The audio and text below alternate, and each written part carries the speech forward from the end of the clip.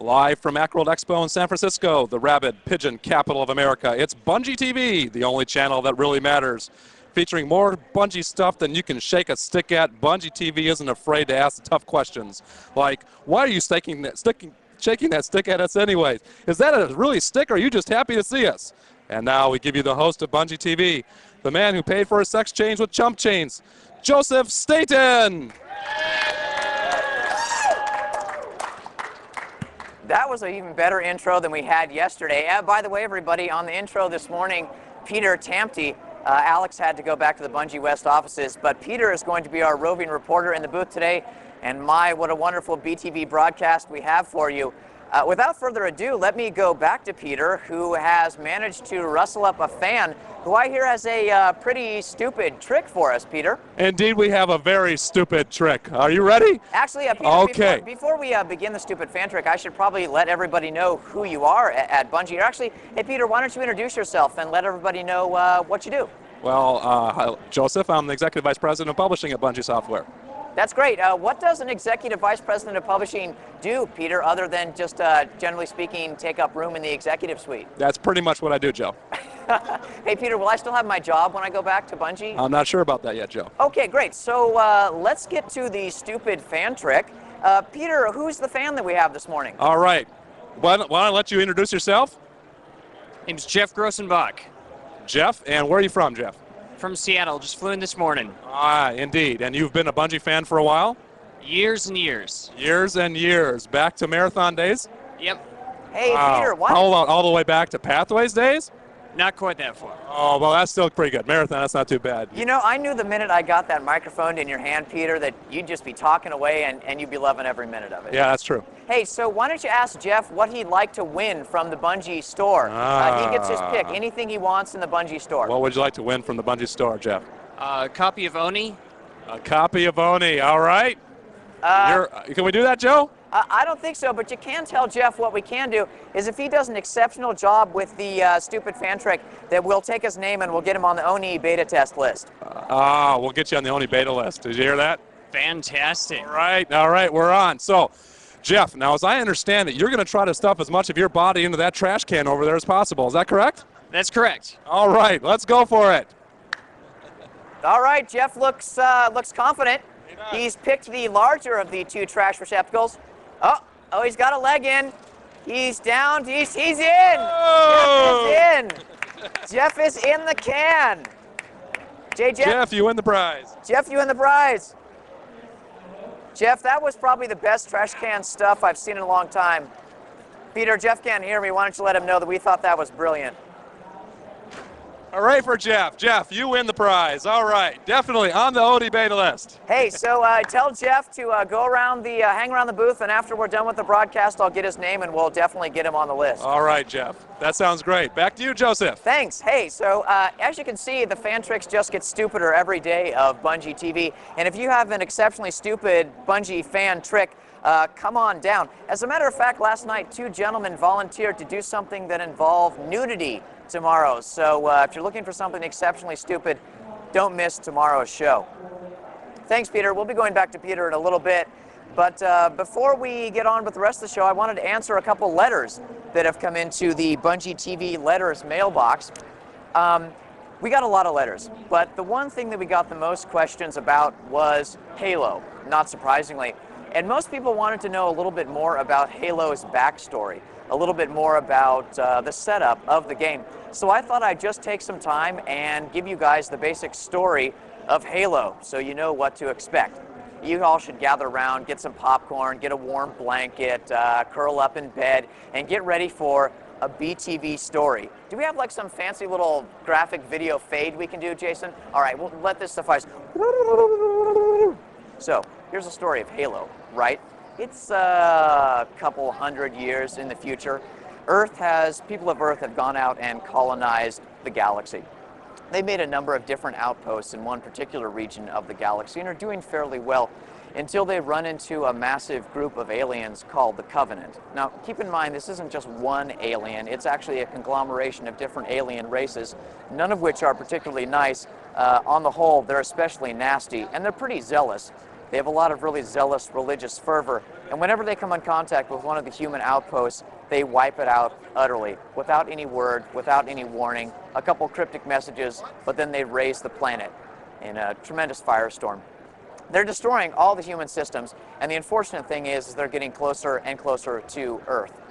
Now we have a final set-piece battle with the aliens at one of the last remaining human colonies that is not Earth, and we get totally obliterated, except for one human ship. And the commander of this human ship decides that rather than lead the aliens closer and closer to Earth, that they're going to plot a course to some random destination in the galaxy and lead the aliens away with them. So they set this random course, they log it into the computer's AI, the AI blasts them out of the system, and oddly enough, the entirety of the alien force follows them. Not one ship, not a couple, but every single Covenant battleship follows this one human ship. Now, when this one human ship arrives at this uncharted destination, they find a couple cool things in the system. They find a big gas giant planet, which has a moon orbiting around it. But in between the two things is this ring structure, something they've never seen before. It's 10,000 miles in diameter. It has an atmosphere. It has continents. It can support life. It's a habitat. You can live on it. And the human ship comes into the system, makes these very quick discoveries, but before it can do anything else, it's attacked by the Covenant battle fleet and broken into bits. Before the ship is entirely destroyed, however, the commander of the human ship is able to jettison certain essential supplies, troops that remain alive, vehicles, and all these different things land in various places on the Halo ring. And you, the main character of the game, an elite military officer, are able to bail out of the breaking apart human ship at the very last minute and burn through the atmosphere of the ring, which is Halo, land on the surface of the ring, and what begins is a guerrilla war between you and this massive, overwhelming alien fleet. Aliens land on the ring, and they engage you and the other members of your former crew in a variety of battles around the ring. So that's the basic backstory of Halo. Now, all that happens before the game begins, and again, the game of Halo is a third-person action game. It's all about action from minute to minute, and it tells the story of you, one person alone, with your friends, with weapons, with vehicles, fighting a guerrilla war against a fairly overwhelming alien force. So, that's the basic story of Halo. I'm sure I've given you actually more details than Peter wanted me to give. Probably Peter's giving me the look that I, in fact, don't have a job when I get back to Bungie on next Monday, which is bad. Now, the other letter that someone sent in yesterday, they really liked the tour we gave of the Bungie East headquarters, and they asked, so, hey, what about the Bungie West headquarters? Because though we are located in Chicago, we do have a development studio, which is in San Jose, California, and this person was curious about, so what's this development studio like? What's it look like? Who are the people there? Introduce us to the ONI team. So, we've been putting together a tour of the ONI facilities, and we're ready to show that tour to you right now. The tour is narrated by Dave, who is one of the architects on the ONI team, modeling some of the ONI levels. So when the video starts up, you'll see Dave Dunn, and let's take it from there. This is the ONI, Bungie West. Hagoff reporting for Bungie TV. Here we have the Bungie West parking lot. As you'll notice, it's been newly paved. Very exciting. Make sure you get the handicapped accessible spots here. What's over there, Dave? Oh, that's the Del Mar High School. Funny you ask. Please refer to me as Jack. Oh, sorry. Mr. Mahagoff. Yes. What's across the street? So across the street we have Del Mar High School, one of the finer institutions of somewhat learning in the California, San Jose area. I've noticed in my musings as looking out the window from my desk that the Del Mar High School students, on average, all smoke, all like to hang out in our parking lot, and all like to wear tight clothing. How you doing?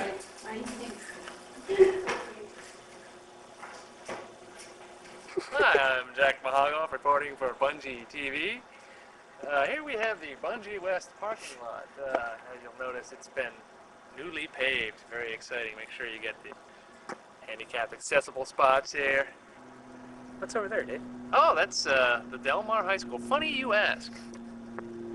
Please refer to me as Jack. Oh, sorry. Mr. Mahagoff. Yes. What's across the street? So across the street we have Del Mar High School, one of the finer institutions of somewhat learning in the California, San Jose area. I've noticed in my musings as looking out the window from my desk that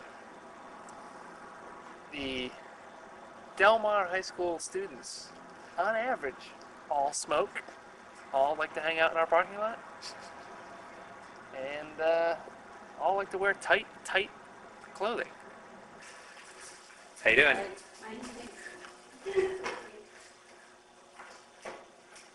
You gotta be nice to the neighbors, you know.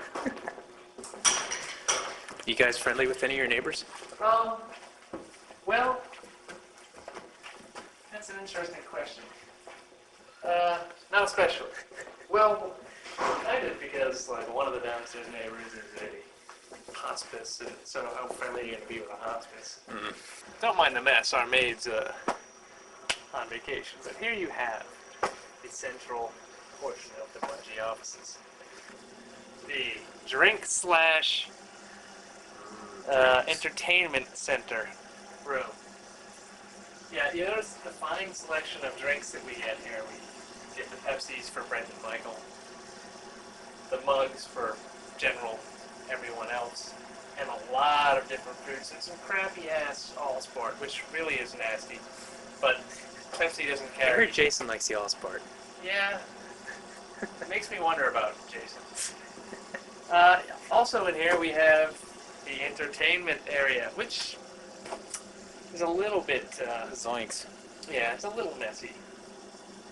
But you know, that's you got your Sega Genesis, your Dreamcast, your PlayStation, your N64, your Neo Geo. I think we have a Jaguar over here. Is this a ColecoVision? And that's about it. But anything you want to play, I think we might have covered. Except for a couple of those fine. The Pippin. I don't think we have a Pippin. Funny, we used to make software for the Pippin. We're working on that. Different Oni press paraphernalia and Ghost in the Shell things and a whiteboard. Very exciting. Many corporate secrets. G4. Exciting stuff. Here we have what I like to call like the core of the dark side, which the dark side would be this side of the room, which is all the cut and pasters, aka programmers. Here we have Michael. Now, What's the etymology of the old cut and paster reference? well, they cut and paste. That's what they do. They Control C, Control V. I mean, that's how you code? That's how you code, I think. Okay. I'm pretty sure. Okay. This is where Michael Evans sits. Michael, one of the cut and pasters. Michael's very organized, as you can tell. He likes to know exactly where everything is. And he hardly ever drinks Pepsis. I mean, this must be at least from 2 hours ago, maybe. I'm thinking. Michael likes his Pepsi. He's a caffeine junkie. Speak of the devil. Speak of the devil. There he is, rumbling in.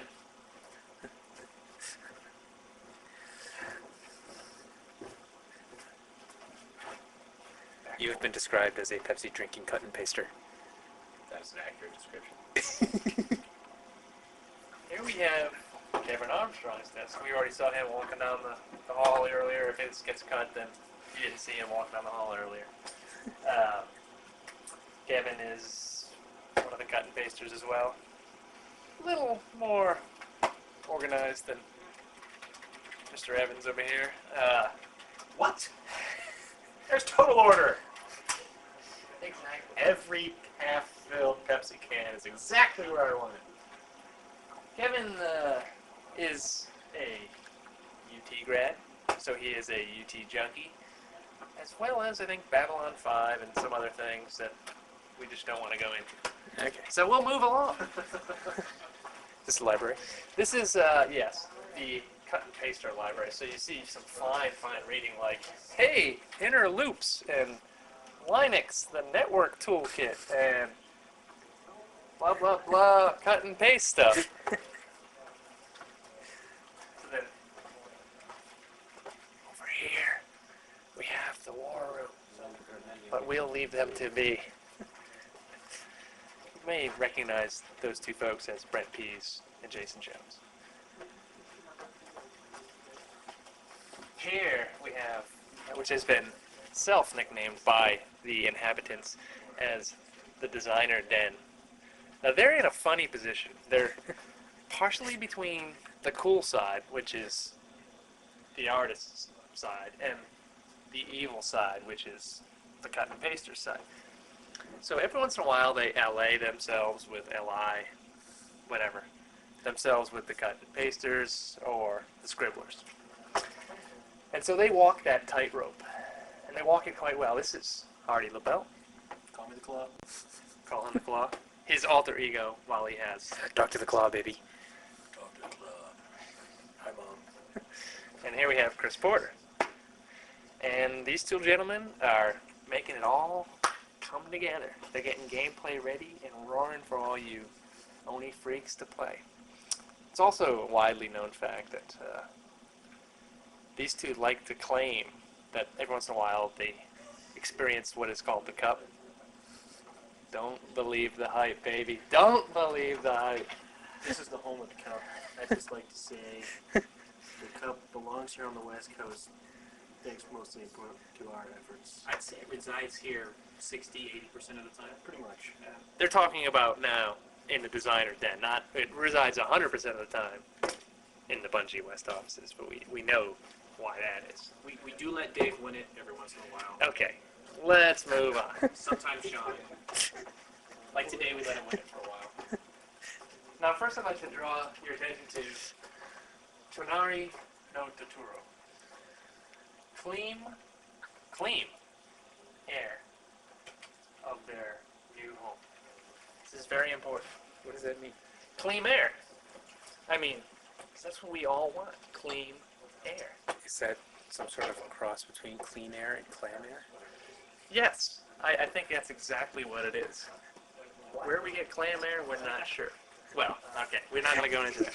So this is This looks like a paperwork disaster. This is a paperwork disaster. This is a guy that floats, like thinking he can maybe survive in the artist's area, but this is the Hambone, or this is the Hambone's area.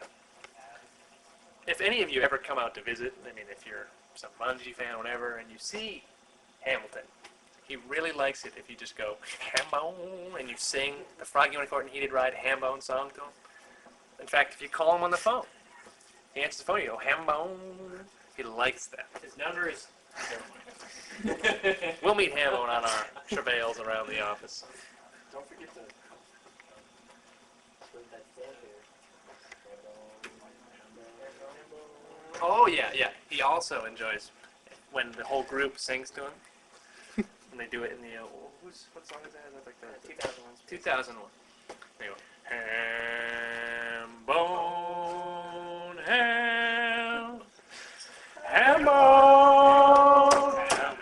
Hambone, Hambone. Hey, well, give us a wave. Okay. So here we have our resident, as he's been quoted in different magazines, the animation monkey, banging on the keys, getting Whoop chimp. the whoop chimp. Pardon my, I don't want to call him a monkey. A whoop chimp. Steve Abeda. Hey, what's that Wait, Steve's got on his desk? I'm just enjoying the cup. Steve's currently holding the Just cup animation while and the true enjoying my owner of the victory, cup the is... symbol of who's the best cute girl in the office. It's nice to have you here. Steve's currently holding on to the cup for the true champion, who's off doing things for PR stuff, like doing a little guided tour. But anyways, so Steve, anything you want to tell us about this fine title that you're working on, or all the animation Well, stuff, or anything about your desk? Or... The desk, no, I wouldn't mind showing you this once you get on here. This is having to do with the conversation a little earlier. Something I've been working on. That's right, Gordon, he did right. Hambone. You'll be seeing that in Yeah, that'll be in there. in the Oni game. at some Special point. combo you can work on. It's the Hambone animation. Call that the Hambone animation. Likely to give somebody a ham boner. It could. It could.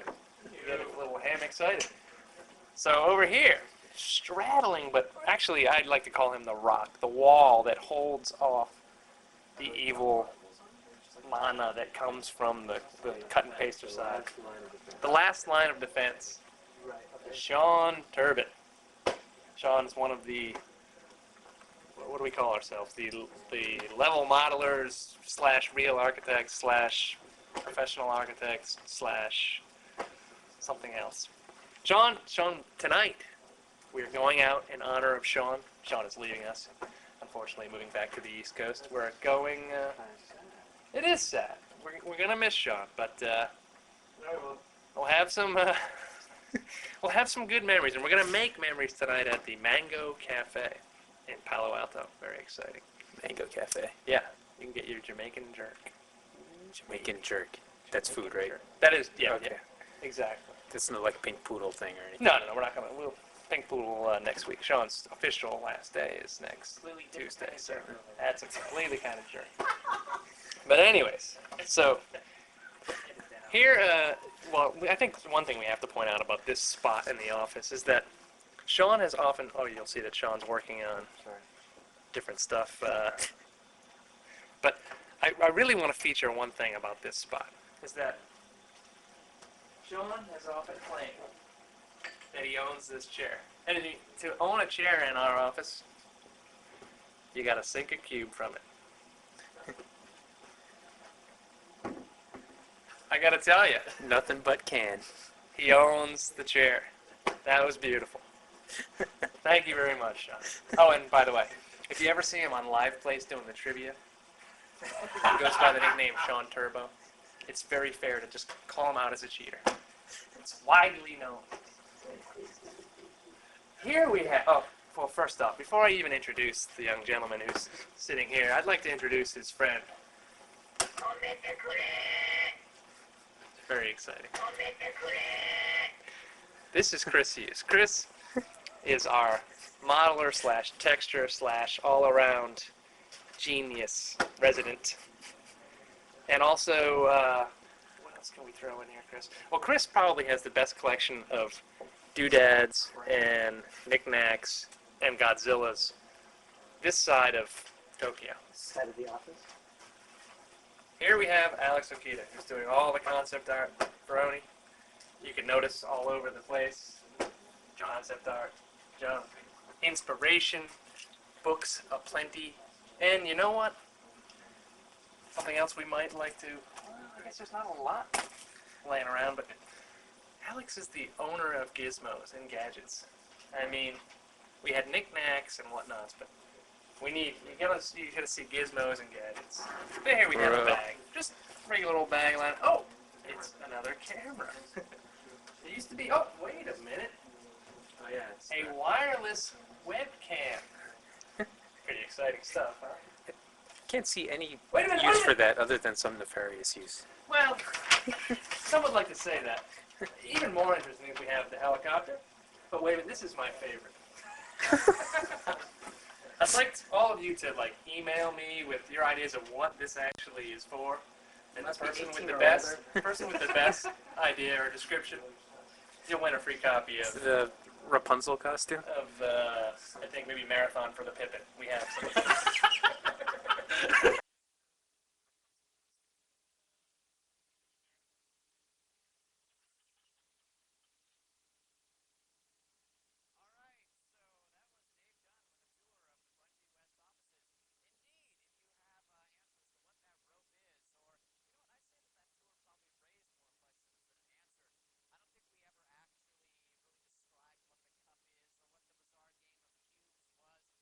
If you guys are interested, write to bTV at bungie.com, which is our mailbox. If you have any questions about that tour, we'd be happy to answer them on the air tomorrow and the next day.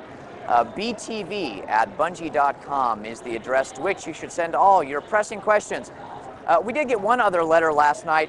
I think it was from some guy, I don't remember his name is, but the general gist of the message was, hey, why don't you guys shut the hell up, stop talking, and show us the games? So It wasn't worded very politely, but I took it to heart, and we're going to cut directly right now to Oni. The second part of our Oni coverage started yesterday, and I believe Peter has managed to rustle up a member of the Oni squad down from San Jose, bring him up to Moscone Center to show us some cool stuff. Hey, Peter. Hey there. Good morning again, Joseph. Indeed, we have Steve Abeda from the Oni team. Steve, you work for Bungie, right? That's right. Hey, that's cool. What do you do? I'm the animator on the project. I give everyone all their moves and stuff. Hey, that sounds great. So my understanding is that you're going to show us some neat tricks in Oni. That's right, yeah. We've got some disarming stuff. We've got some tackling stuff that integrates hand-to-hand and guns together. Hey, that's really cool because as I understand it, one of the things that makes Oni really unique is the fact that you can blend seamlessly martial arts and gunplay in this unique environment with anime. It's pretty cool. Yeah, that's one of the hard things to do is we want to give the player all this control to do these flying kicks, running tackles.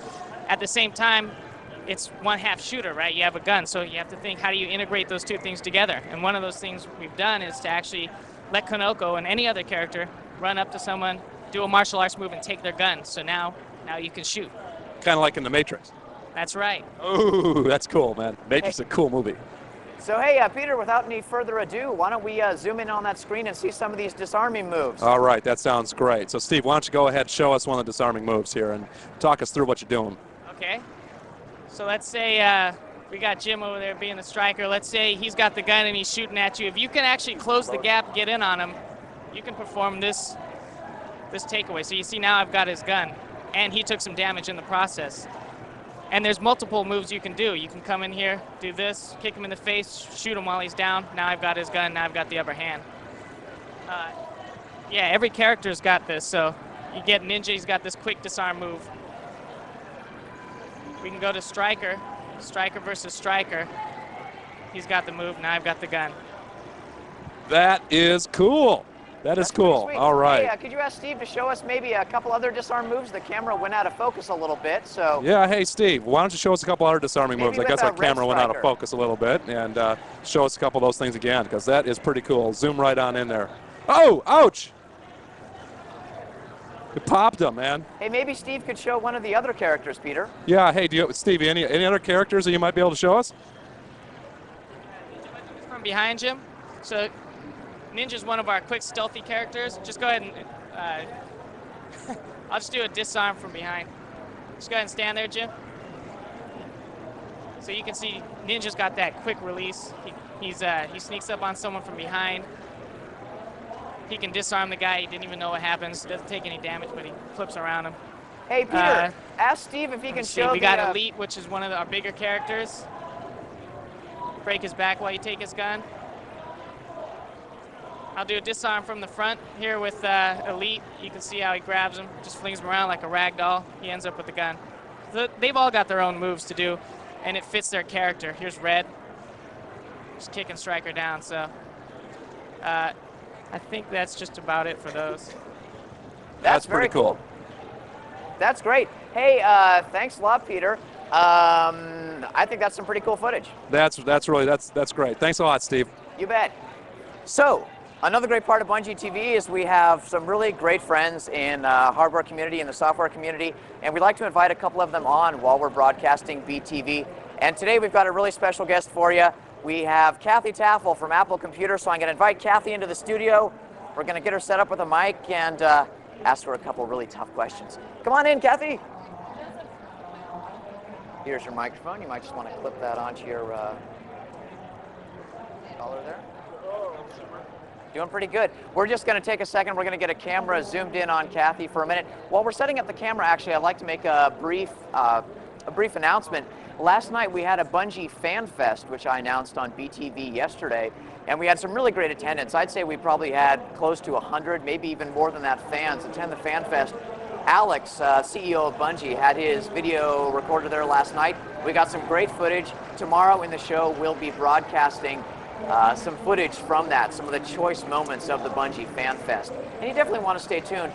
We got Matt, our head of tech support, sort of resident guru of all things Bungie, to answer some questions. We had Marty O'Donnell from Total Audio at the Fan Fest answering some questions about the soundtrack to Myth. Some really cool footage. We're going to put that together for you, and we'll be showing that tomorrow on the show. So I think we're just about set up. Hey, Kathy. Hey, Joseph, how you doing? How's it going? So Kathy and I talk all the time, but you guys probably don't know Kathy at all. So Kathy, would you mind telling people what you do, who you work for? I work for Apple Computer, and right now I'm wearing 2 hats. I've been working in the developer relations group with fine folks like Bungie for the last year and a half. And I'm just now moving over this month to work in our consumer markets group and launched the Apple Games site last month. So everybody should go to www.apple.com/games for some fresh content next week. That sounds cool. Hey, actually, incidentally, we know Kathy from way back. Kathy was actually the winner of one of our first Myth tournaments. What was that, a couple years ago? It was St. Valentine's Day Massacre. St. Valentine's Day Massacre. 98. Kathy was dominant. I mean, when she won, I don't mean to say she just won. She dominated the field, kicked some major tail. So Kathy's not just someone who works at Apple. She's pretty hardcore. Well, what I like to think about it, Joseph, is that the boys got kind of wrapped up into testosterone and lost sight of the goal, and you know, some of the things are just not body count. You know, there's flags to be won, balls to get, and those boys just wanted to kill each other, and I think they just lost sight of what they really were after, and I won the tournament because of that. Actually, you're making a pretty interesting argument, which is in fact that there's something unique about being a girl gamer that actually might give you an edge. I think so. I think so. I can see the Bungie forums just erupting in debate. And actually, if you look, I don't know if you can see, but Kathy is such a dedicated Bungie fan, so looking forward to Oni, that she in fact does have purple hair, just like Kanoko, which is pretty cool. Hey, so Kathy, I wanted to ask you one question, and that's if you could talk a little bit about what Apple's doing right now. There's been a lot of talk about Apple supporting games, being a great gaming platform. Could you tell everybody a little bit about what Apple's doing to make Macs the premier gaming platform? Sure. So we have 2 things. We have hardware and software. So let me talk a little bit about the hardware. When I first came on board, we did not have any 3D acceleration. Now, across our entire product line, we have 3D acceleration. That means that our software developers can count on having 3D acceleration across all of our machines, and so they don't have to worry about the configurations that the end user has. Now, about software, we just recently... Which, by the way, is great from a hardware point of view. For the Oni team, for example, like we got Oni up and running on a G3, G4. We actually got it running on one of your guys' new iMacs the other day, so it makes it a lot easier from us from a hardware point of view. But they're very glad to hear that. Oh, yeah. So we also just released a new version of our OpenGL, and that's taking off. And you'll see companies like 3D Effects have announced products based on OpenGL so that our high-end customers with the G4 and G3s can upgrade to have the fastest 3D acceleration. Our Wage 128 is now the baseline in the iMac, and of course there's faster graphics out there, and we're really pleased to punch that we've got really fast video graphics. And then going further in our operating system, we're creating technologies that make it really easy for developers to bring their products to the Macintosh as fast as possible. So I'm really looking forward to Mac OS 10. All your games will run on Mac OS 10. The ones that take advantage of the new features will run even faster. And then, oh gosh, I forgot the Velocity engine in our G4, which is will make things like advanced 3D games just really run a lot faster because they're able to do the math a lot faster.